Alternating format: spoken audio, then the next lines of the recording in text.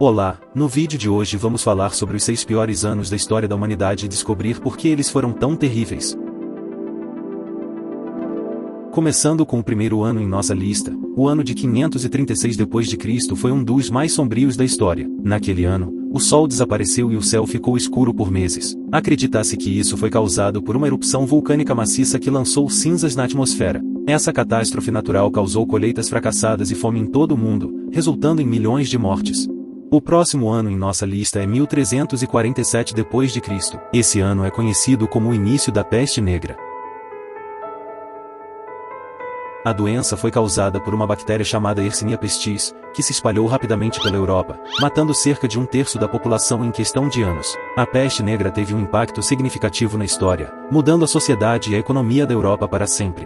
O terceiro ano em nossa lista é 1816 d.C., também conhecido como o Ano Sem Verão.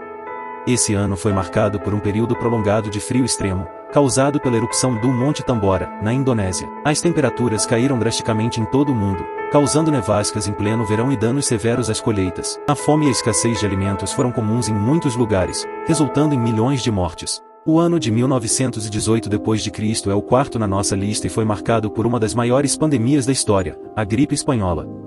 A doença matou mais de 50 milhões de pessoas em todo o mundo em um período de 2 anos.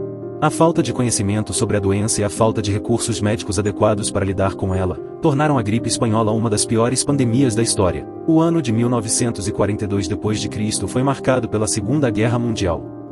Esse ano foi particularmente terrível, com a guerra em seu auge. As batalhas foram travadas em todo o mundo, resultando em milhões de mortes. Além disso, os campos de concentração nazistas estavam em pleno funcionamento, levando à morte de milhões de judeus e outras minorias. Finalmente, o último ano em nossa lista é 2020 d.C. Esse ano foi marcado pela pandemia de Covid-19, que afetou todo o mundo. A doença matou milhões de pessoas, mudou a forma como vivemos e trabalhamos e ainda tem impactos significativos na nossa vida.